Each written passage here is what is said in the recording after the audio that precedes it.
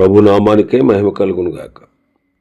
కూడి వచ్చిన మీ అందరికీ కర్మల ఆత్మీయ సహవాస సంఘ విశ్వాసులందరికీ మన ప్రభువును ఆయన ప్రియ కుమారుడునైన యేసుక్రీస్తు వారి శ్రేష్టమైన నామంలో శుభములు మరియు అందరికీ వందనాలండి. ఇర్మియా గ్రంథం 49వ అధ్యాయాన్ని మనం ధ్యానం చేసుకుంటున్నాం. ఇర్మియా గ్రంథం 49వ అధ్యాయం. ఇందులో ముఖ్యమైన అంశం ఏంటంటే అమ్మోనీయుల గురించి, ఎదోమీయుల గురించి, దమస్కును గూర్చి, ఏలామును గూర్చి దేవోక్తి. అందులో భాగంగా మొదటి 6 వచనాలు మనం ధ్యానం చేసుకున్నాం. 7వ వచనం నుంచి మనం చూస్తే ఎదోమును గూర్చిన దేవోక్తి. ఎదోమును గూర్చిన దేవోక్తి 7వ వచనం చదువుతాను. సైన్యములకు అధిపతి యెహోవా ఎదోమును గూర్చి ఇలాగూ సెలవిచ్చుచున్నాడు. తేమానులో జ్ఞానమిక ఏమీ లేదా, వివేకులకు ఇక ఆలోచన లేకపోయినా, వారి జ్ఞానము వ్యర్థమైన, ఏశావును విమర్శించుచు నేను అతనికి కష్టకాలం రప్పించుచున్నాను. దదానీయులారా పారిపోవుడి, వెనుకకు మల్లుడి, బహు లోతున దాగుకొనుడి.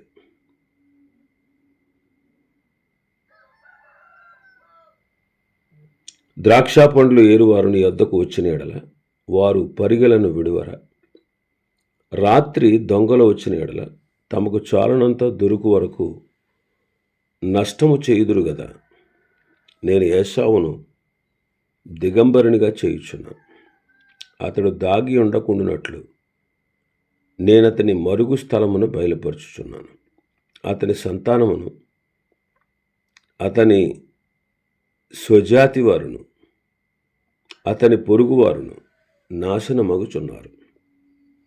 అతడును లేకపోవును. ఎదోమీయులు ఏశావు వంశస్థులు. ఎదోమీయులు ఏశావు వంశస్థులు. ఏశావును గూర్చి పరిశుద్ధాత్ముడు క్రొత్త నిబంధనలో వ్రాయించిన మాట ఏంటంటే,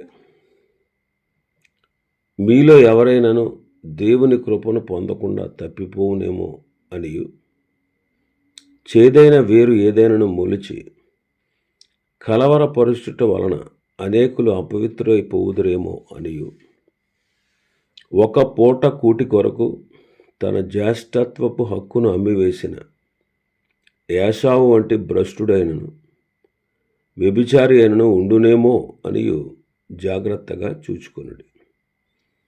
ఏశావు ఆ తర్వాత ఆశీర్వాదం పొందగోరి కన్నీళ్లు విడుచుచు దానికోసం శ్రద్ధతో వెతికినను మారు మనసు పొందని అవకాశము దొరకక విసర్జింపబడినని మీరెరుగుదురు.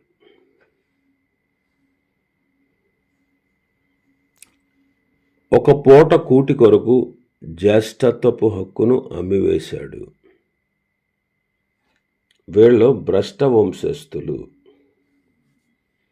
వ్యభిచార వంశస్థులు. ఒక పూట కూటి కొరకు జ్యేష్ఠత్వాన్ని అమ్మివేశారు. జ్యేష్ఠత్వము అనేది చాలా విలువైనటువంటి విషయం. జ్యేష్ఠత్వములో ఆశీర్వాదం దాగి ఉంది. దేవుడు అబ్రహామును ఏర్పాటు చేసుకున్నాడు. ఎందుకంటే అబ్రహాము నిజ దేవుణ్ణి నమ్మినవాడు, ఆయన యందు విశ్వాసం ఉంచినవాడు. కనుక అబ్రహామును దేవుడు ఏర్పాటు చేసుకుని ఆదికాండం 3వ అధ్యాయం 15వ వచనంలో దేవుడు మానవుల రక్షణార్థమై పాప పరిహారం కొరకు పంపిస్తానన్న విమోచకుడైనటువంటి క్రీస్తును గూర్చిన వాగ్దానం చేసినప్పుడు అప్పటి కాలంలో భక్తులైన వారున్నా నీ ద్వారా విమోచకుడు వస్తాడని ఎవరితోనూ చెప్పలేదు. కానీ అబ్రహాముతో నీ సంతతిలో నుండే విమోచకుడు వస్తాడు అని దేవుడు చెప్పారు. అబ్రహాముని విమోచకుడికి పితరుడుగా దేవుడు నియమించాడు. కనుక అబ్రహాము తర్వాత ఇస్సాకు, ఇస్సాకు తర్వాత యాకోబు,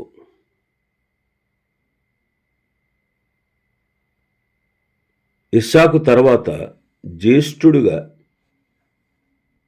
ఏసావు ఉన్నాడు. యాకోబుకి 2 కుమారులు, ఏసావు, యాకోబు. మరి విమోచకుడిని నమ్మి ఆ విమోచకుని గురించిన వాగ్దానం జ్యేష్ఠుని ద్వారా నెరవేర్చాలని దేవుడు సంకల్పించాడు. కాబట్టి యూదులకు జ్యేష్ఠత్వపు హక్కు ఉంది. అంటే జ్యేష్ఠుడికి ఆస్తిలో 2 వంతులు ఇస్తారు, 2 భాగాలు ఇస్తారు. తర్వాత తండ్రి తర్వాత పెత్తనాన్ని ఇస్తారు. మూడవది ముఖ్యమైనది ఏంటంటే, అబ్రహాము వంశస్థులకి ముఖ్యమైనది ఏంటంటే, విమోచకుడు జ్యేష్ఠుడిలో నుంచే రావాలి.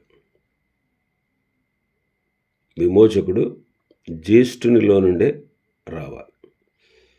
కాబట్టి ఏసావు జ్యేష్ఠత్వపు హక్కు కలిగినవాడు. ఎందుకంటే మొదటిగా జన్మించినవాడు కనుక, జ్యేష్ఠుడు కనుక. కానీ ఏసావుకి మొదట 2 కావాలి, మూడవ దాన్ని తిరస్కరించాడు. అందుకే వాగ్దాన విమోచకుడి యందు విశ్వాసం ఉంచి ఆయన గౌరవించేటువంటి ఆలోచన ఏసావుకు లేదు. అందుకే జ్యేష్ఠత్వపు హక్కు నాకు ఎందుకు? నేను ఆహారం లేకుండా చచ్చిపోతున్నాను కదా, చావబోయే నాకు ఈ జ్యేష్ఠత్వ హక్కు ఏంటి? అదేం చేస్తుంది నాకు? అదెందుకు ఉపయోగపడద్ది అన్నట్టుగా ఒక పూట భోజనం కొరకు జ్యేష్ఠత్వాన్ని అమ్మివేశాడు. దేవునికి ముందే తెలుసు, నీ గురించి నా గురించి కూడా తెలుసు. మన గతం, మన భవిష్యత్తు, మన వర్తమానం అంతా ఆయనకు తెలుసు. ఆయనకు తెలుసు. అందుకే వాళ్ళిద్దరూ పుట్టక ముందే, మంచి చెడు చేయకముందే ప్రభువు వారి గురించి రెబెకాతో మాట్లాడుతూ, 2 జనపదములు నీ గర్భంలో ఉన్నాయమ్మా, పెద్దవాడు చిన్నవాడికి దాసుడవుతాడు, ఒక జనము కంటే మరొక జనం బలిష్టంగా ఉంటుంది అని ప్రభు ముందే చెప్పారు. అలా చెప్పినందుకు అలా అవ్వలేదు. వాళ్ళు ఎలాంటి వాళ్ళో, వాళ్ళ స్వభావం ఎలాంటిదో, ఎవరు వాగ్దాన పుత్రుణ్ణి, వాగ్దాన విమోచకుడిని అంగీకరిస్తారో, గౌరవిస్తారో, ఎవరు గౌరవించరో ఆయనకి తెలుసు. వాగ్దాన విమోచకుడిని ఏసావు గౌరవించడని, వాగ్దాన విమోచకుడి కోసం తాను లోపమున్నా కానీ వాగ్దాన విమోచకుడిని నా సొంతం చేసుకోవాలి, నాలో నుండే ప్రథముడైన క్రీస్తు రావాలి, విమోచకుడు రావాలి, నా వంశంలో నుండే రావాలనేటువంటి తాపత్రయం కలిగిన వాడు యాకోబు. వీళ్ళిద్దరి గురించి ప్రభుకి బాగా తెలుసు. వాళ్ళిద్దరి గురించే కాదు, నీ గురించి నా గురించి కూడా పూర్తిగా ఆయన ఎరిగి ఉన్నాడు. ఏసావుకి మొదట 2 కావాలి, యాకోబుకి మొదట 2 అవసరం లేదు. వాగ్దాన విమోచకుడే కావాలి. అది పుట్టుకతోనే, గర్భంలో ఉండగానే యాకోబు ఎలా సంపాదించాలా అని తాపత్రయపడినవాడు. ఇది నాకెందుకు అని తీసి పడేసిన వాడు ఏశావు. కూరలో కరివేపాకు ఎలా తీసి పడేస్తాం, అలాగా చాలా సింపుల్గా నేను చావబోతున్నాను కదా, ఈ జ్యేష్ఠత్వం నాకు ఎందుకు అన్నవాడు. అంటే వాగ్దాన విమోచకుడిని, దేవుడు పంపిస్తాననేటువంటి విమోచకుడు ఆయన ఎంత విలువైన వాడో, ఎంత గొప్పవాడో, ఆ గొప్పతనాన్ని వీడు పెద్ద లెక్క చేయలేదు. మన జీవితంలో కూడా విమోచకుడైన క్రీస్తు ఎంతో గొప్పవాడు. ఎవరు క్రీస్తును గొప్పవాడుగా ఎంచుతారో, ఎవరు ఆయన యందు విశ్వాసం ఉంచుతారో, ఎవరు ఆయన కావాలని కోరుకుంటారో వాళ్ళే దేవుని దృష్టికి విలువైన వారు. కానీ వీళ్ళ భ్రష్ట సంతానం, వ్యభిచార సంతానం, వీరు సంఘ చరిత్రలో శరీర సంబంధులకు పోల్చబడి ఉన్నారు. దేవుని దృష్టిలో ఈ ఎదోమీయులు దైవాశీర్వాదమునకు పాత్రులుగా లేరు.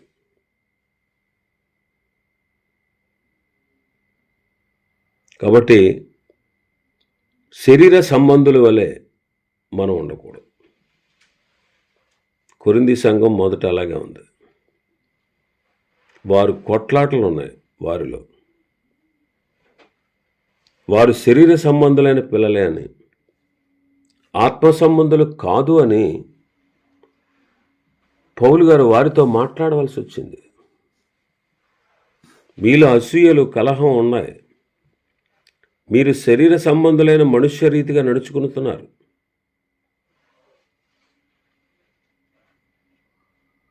మీరు శరీర సంబంధులే, ఇంకా ఎదగలేదు.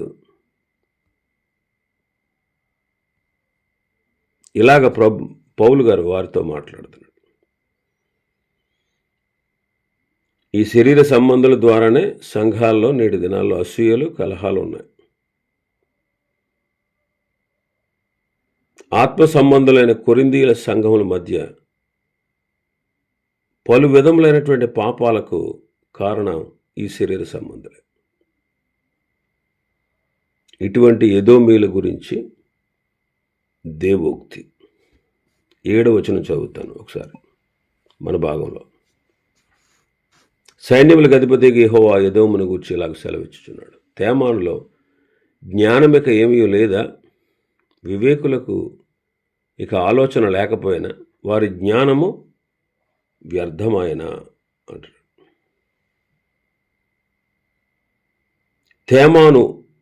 తేమానీయులు జ్ఞానవంతులు, లౌకికమైన జ్ఞానాన్ని కలిగిన వారు.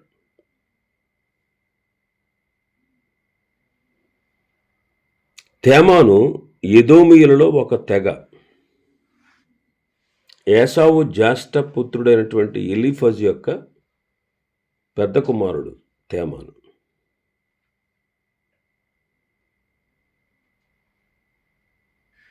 ఒకసారి ఆదికాండం 36వ అధ్యాయం 15వ వచనం చదువుదాం. ఏశావు కుమారులలో వీరు నాయకులు. ఏశావు ప్రథమ కుమారుడైన ఎలీఫజు కుమారులు తేమాను నాయకుడు, ఓమారు నాయకుడు, నెపో నాయకుడు, కనజు నాయకుడు. ఏశావు ప్రథమ కుమారుడైన ఎలీఫజు కుమారులు వీళ్ళు. తేమాను అనేవాడు తేమాను. కాబట్టి తేమానీయులు ఎదోము వంశస్థులు. తేమానీయులలో జ్ఞానము లేదు, వివేకులకు ఆలోచన ఏమీ లేదు. ఇక్కడ తేమానీయుల్లో జ్ఞానము లేదు, వివేకులకు ఆలోచన లేదు. వీరి యందున్న జ్ఞానము వ్యర్థం. కొరింథీయులకు రాసిన మొదటి పత్రిక 1వ అధ్యాయం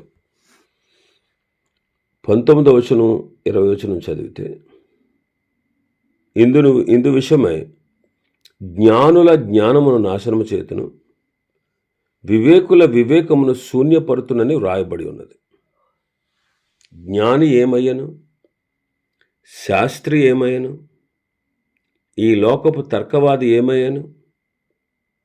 ఈ లోక జ్ఞానమును దేవుడు వెర్రితనముగా చేసి ఉన్నాడు. దేవుని జ్ఞానానుసారముగా లోకము తన జ్ఞానము చేత దేవుణ్ణి ఎరగకుండినందున సువార్త ప్రకటనను వెర్రితనము చేత నమ్మువారిని రక్షించుట దేవుని దయాపూర్వక సంకల్పమాయను. యూదులు సూచక్రియలు అడుగుతున్నారు, గ్రీసు దేశస్థులు జ్ఞానం వెతుకుతున్నారు. అయితే మేము సిలువ వేయబడిన క్రీస్తును ప్రకటిస్తున్నాం. ఈ లోక జ్ఞానమును దేవుడు వెర్రితనముగా చేసి ఉన్నాడు. వెర్రితనముగా చేసి ఉన్నాడు. దేవుని జ్ఞానం ఏం చెప్తుందంటే, లోకము తన జ్ఞానము చేత దేవుణ్ణి ఎరగలేదు. లోకస్తులకి జ్ఞానం ఉందండి. ఆ జ్ఞానము చేత దేవుణ్ణి ఎరగలేదు. అందువల్ల సువార్త ప్రకటనను వెర్రితనము చేత నమ్మువారిని రక్షించుట దేవుని దయాపూర్వక సంకల్పమైంది. లోక జ్ఞానము చేత మనం దేవుణ్ణి ఎరుగనేరము. ఈ లోక జ్ఞానము దేవుణ్ణి తెలుసుకునేటట్లు చేయదు. దేవుణ్ణి ఎరుగకుండినందున, చూడండి, లోకంలో జ్ఞానులు ఎంతోమంది ఉన్నారు. ఎవ్వరూ కూడా దేవుణ్ణి తమ జ్ఞానము చేత తెలుసుకోలేరు. అందుకే గొప్పగా ఎంచబడే వారందరూ కూడా చాలామంది ఉన్నారు. చాలామంది గొప్పవారు, లోకాలను ఏలినవారు, ప్రపంచాన్ని శాసించినవారు, సైంటిస్టులు, గొప్పవాళ్ళు, మేము గొప్పవాళ్ళము అని చెప్పుకునేవారు, ధనికులు, కోటీశ్వరులు, విద్యావంతులు, వ్యాపారవేత్తలు ఎంతోమంది ఉన్నారు. లోకంలో ప్రాణాల త్యాగం చేసిన వాళ్ళు ఉన్నారు. జీవితాల్ని పణంగా పెట్టిన వారు ఉన్నారు. ఎంతోమంది ఈ లోకంలో ఉన్నారు. వాళ్ళందరూ తమకు కలిగిన జ్ఞానము చేత దేవుడెవరు అనేటువంటి సత్యం వారికి ఎరగలేదు, వారు తెలియలేదు. ఈ లోక జ్ఞానము దేవుని తెలుసుకోవడానికి పనికిరాదు. అందుకే ఈ లోక జ్ఞానము వారు దేవుని ఎరగకుండా చేసినందున దేవుడు సువార్త ప్రకటన అను వెర్రితనం చేత నమ్మువారిని రక్షించుట ఆయన దయాపూర్వక సంకల్పమైంది అంటారు. సువార్త ప్రకటన అనేది లోకం దృష్టికి వెర్రితనంగా ఉంది. క్రీస్తును గూర్చి ప్రకటించుట. అసలు క్రీస్తు ఎవరు? ఆయన ఎందుకు ఈ లోకానికి వచ్చాడు? ఆయన శరీరాన్ని ధరించుకుని రావాల్సిన ఆవశ్యకత ఏమిటి? ఆయన ఎందుకు సిలువలో మరణించారు? ఎందుకు సిలువ మీద నుంచి దిగి రాలేకపోయారు? ఈ సత్యం లోక జ్ఞానం చేత మానవులు దేవుని తెలుసుకోలేరు. కానీ సువార్త ప్రకటనను వెర్రితనం చేత ఈ సత్యం నమ్మువారికి రక్షణ కలుగజేయుట దేవుని దయాపూర్వక సంకల్పమైంది. కాబట్టి సువార్త ప్రకటనను వెర్రితనం ఈ లోక జ్ఞానులకు అర్థం కాదు. ఎందుకంటే ఈ లోక జ్ఞానాన్ని దేవుడు వెర్రితనంగా చేశాడు. ఈ లోక జ్ఞానులకి, ఈ లోకంలో ఉండేటువంటి జ్ఞానులు అని పిలువబడేవారు యూదులైన వారికి ఏమో ఆయన ఆటంకంగా, అన్యజనులకు ఏమో ఆయన వెర్రితనంగా ఉన్నాడు. కానీ పిలువబడిన వారికైతే క్రీస్తు దేవుని శక్తియు దేవుని జ్ఞానమై ఉన్నాడు. దేవుని జ్ఞానమై ఉన్నాడు. కాబట్టి అతిశయించువాడు ప్రభునందు అతిశయించాలి. అది రాయబడినటువంటి మాట నెరవేరినట్లు దేవుని మూలంగా యేసుక్రీస్తు మనకు జ్ఞానము, నీతి, పరిశుద్ధత, విమోచన అయ్యాడు.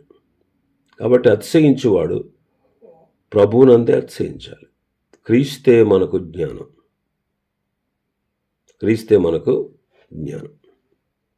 యాకోబు పత్రికలో అంటాడు భక్తుడు, యాకోబు పత్రిక 3వ అధ్యాయం 17వ వచనంలో చూస్తే, పైనుండి వచ్చు జ్ఞానము మొట్టమొదట పవిత్రమైనది, తరువాత సమాధానకరమైనది, మృదువైనది, సులభముగా లోబడినది, కనికరముతోనూ మంచి ఫలములతోనూ నిండుకున్నది, పక్షపాతమైనను వేషధారణను లేనిది ఉన్నది.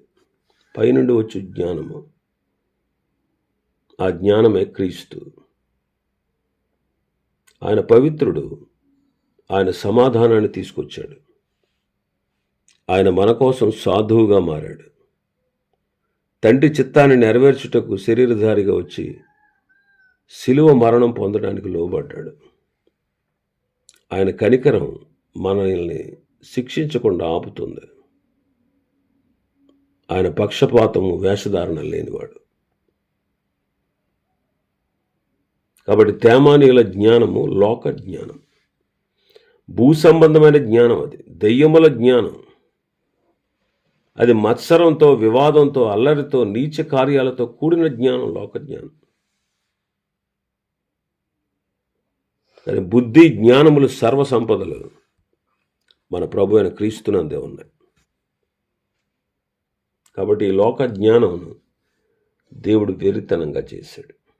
సువార్త ప్రకటనను వెర్రితనం చేత ఆయన నమ్మిన వారిని రక్షించి జ్ఞానుల కంటే గొప్పవాళ్ళుగా చేశాడు. అందుకే ఆయన ఏ శరీరియు ఆయన ఎందుట అతిశయపడకుండానట్లు జ్ఞానులను సిగ్గుపరచడానికి లోకమందుండు వెర్రి వారిని దేవుడు ఏర్పాటు చేసుకున్నాడు. బలవంతులైన వారిని సిగ్గుపరచుటకు లోకంలో బలహీనులైన వారిని దేవుడు ఏర్పరచుకున్నాడు. ఎన్నికైన వారిని వ్యర్థము చేయుటకు లోకములో నీచులను, తృణీకరించబడిన వారిని, ఎన్నిక లేని వారిని దేవుడు ఏర్పరచుకుని ఉన్నాడు. దేవుని జ్ఞానం మానవ జ్ఞానానికి అందనిది. కాబట్టి ఈ లోక జ్ఞానం వ్యర్థమని మనం ఎరగాలి. దేవుని గురించిన జ్ఞానమే గొప్పదే. అదే నిన్ను రక్షిస్తుంది, అదే నిన్ను దేవుని దగ్గరికి చేరుస్తుంది, అదే నిన్ను ఆశీర్వాదానికి కారణంగా ఉంది. కాబట్టి అటువంటి పరసంబంధమైన జ్ఞానముతో, దేవుని గురించిన జ్ఞానముతో మనము నింపబడదుము కాక. ఇంకా చాలా విషయాలు ఈ అధ్యాయంలో ఉన్నాయి. ప్రభు చిత్తమైతే రేపటి దినం మరికొన్ని విషయాలు ధ్యానం చేసుకుందాం. దేవుడి వర్తమాన వాక్యాన్ని మన వినికిడిలో ఆశీర్వదించును గాక. ఆమేన్.